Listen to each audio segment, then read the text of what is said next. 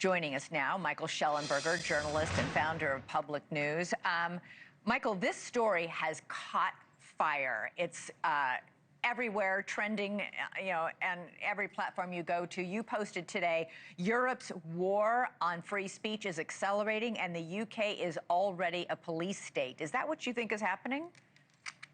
I do. Hey, great to be with you, Elizabeth. Yeah, I mean, look, Graham said it himself. I mean, he's a very famous comedy writer in Britain. I mean, he was the writer of a major sitcom in the 90s. People know who he is. He's a joker. That's a big part of his brand. That's clearly what was happening on X. And, there is a special police squad now that is dedicated to reading social media posts and supposedly enforcing the law. This case was so extreme. J.K. Rowling, the Harry Potter author, denounced it in very strong language. I think she's denounced it twice at least. And then the Prime Minister of Britain came out yesterday and said that it was inappropriate for the police to do so. So I think this is what happens, though. It's a warning what happens, though, when you set aside special committees of experts, in this case police officers, to decide what should and should not be allowed online. Well, so was there a law that was passed? Who gave these police officers the directive to do this? Well, it's a little bit like so first of all, there is a law. It's the it's the Online Safety Act that they passed a few years ago that's now being implemented. So yes, it is a new law. And I think more fundamentally, to your point, even though Britain, of course, is the home of, Milton, Mill, Orwell, some of the greatest and most eloquent advocates of free speech, it is unlike the United States. And in fact, it's a really special moment to appreciate the First Amendment and just how strong it is that you have a right to free speech.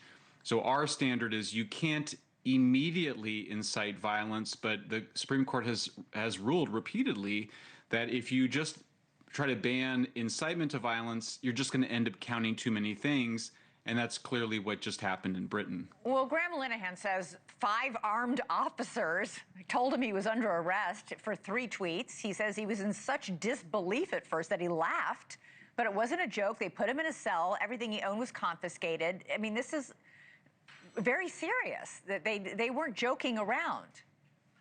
No, I mean, it's terrifying. And it's an interesting moment. There's something both, macabre and funny about it, but also extremely terrifying.